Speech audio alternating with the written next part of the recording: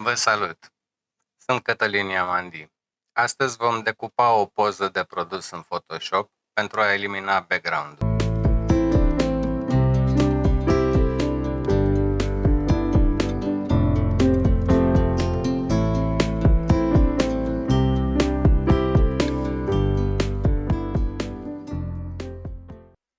Dacă este vorba despre o poză de produs sau o persoană, poate fi necesar să eliminăm background-ul pozei. Voi arăta în Photoshop cum se poate face ușor un tifeț, așa cum se mai cheamă, decuparea unei poze. Să spunem că avem fotografia unui produs și dorim să fie afișat fără fundal, doar cu o umbră pe pagina magazinului online. Online înseamnă că poza va fi RGB. Deschidem fotografia în Photoshop, selectăm Pen Tool, penița, și începem să conturăm obiectul până când îl decupăm de jur împrejur. Alegem penița din meniu, o avem aici. Începem dintr-un colț, să zicem. Facem un zoom potrivit încât să vedem totuși detaliile cutiei și o să încep din acest colț.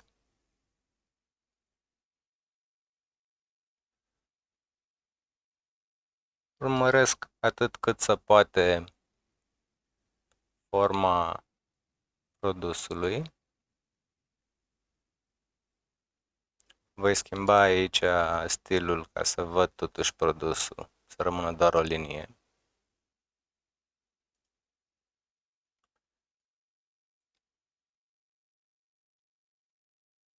Și continui să tifețez acest produs.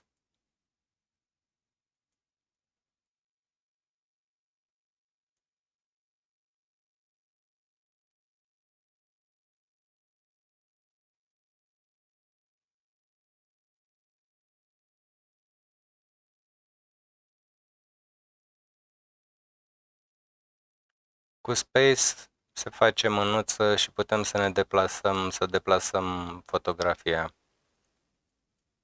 Ne mișcăm mai repede.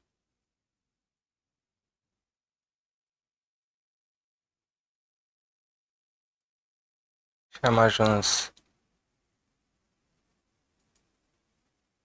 în partea de sus a acestei cutii.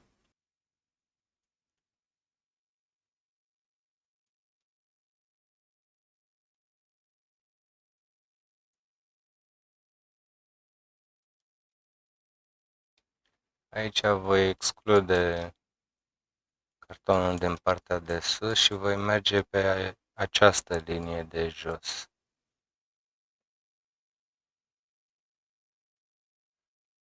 Ca să mut acest punct pus un pic prea sus, o să-l mut cu control. Continui, mergem în partea de jos a cutiei.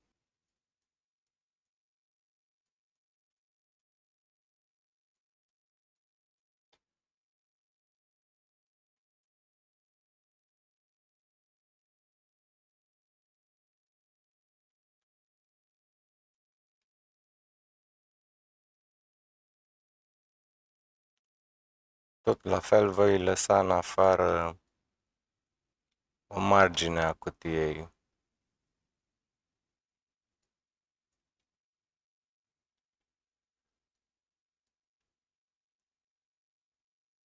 Cu control space facem zoom ca să vedem mai bine aici acest colț. Control minus înseamnă zoom out. Fiind o linie dreaptă, putem să punem doar un singur punct în colțul cutiei. Și aici este locul unde am început desenul și îl închidem acum. Se observă lângă peniță un cerculeț. Și am închis această formă. Mergem la Path și dăm dublu click pe acest shape pentru a salva acest path. L-am salvat Și acum îl încărcăm ca selecție. Load path as a selection. Mergem înapoi la leere. Acum pot șterge această formă, care era doar conturul cu negru, și putem vedea cutia că este selectată. Observ că mai avem încă un cerc aici, care și el ar trebui decupat. Mergem înapoi la Path, mergem pe Path-ul nostru și îl continuăm primul click dându-l cu Shift.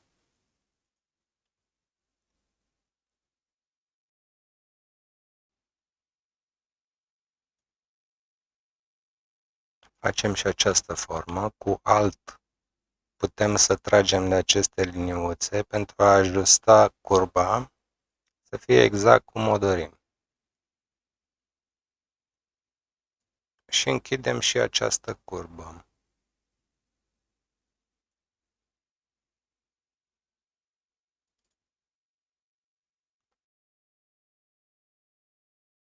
Încărcăm ca selecție.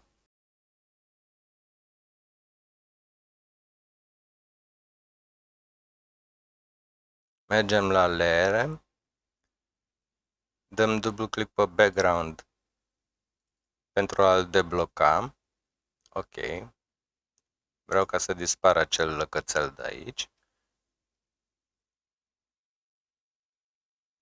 Și acum putem inversa această selecție, să ștergem background-ul cutiei cu Ctrl-Shift-I, Inverse Selection. Am inversat și acum șterg cu Delete acel background.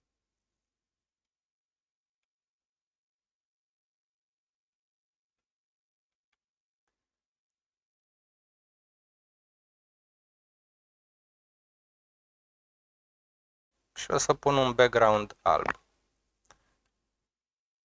Ctrl-A am selectat Layer 1 și dăm un Fill White.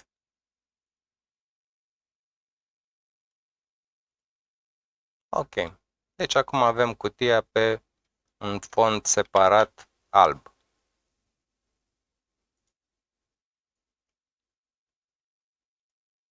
Putem muta fondul separat de cutie, selectând layer-ul. Acum avem cutia separată și o să-i aplicăm o umbră de la Layer, Style, Drop Shadow.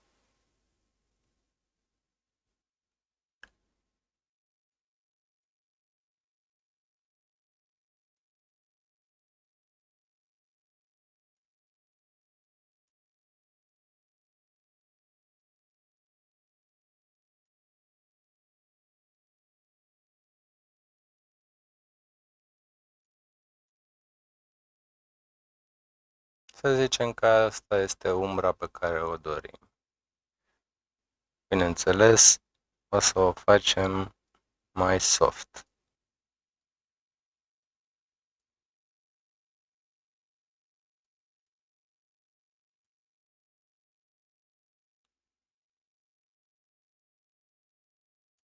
Ok. Și voi mai modifica puțin luminozitatea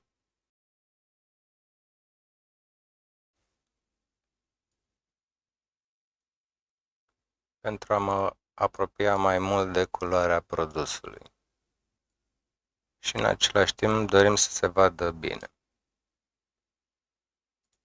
Ok. La final vom exporta această poză pentru web.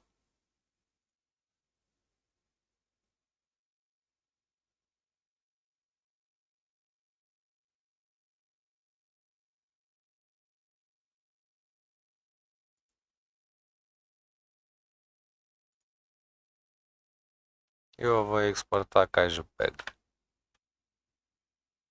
La Image Size nu avem nevoie de o poză așa de mare, o voi face 1920 și a ajustat el automat pe cealaltă. Apply. Și o salvăm.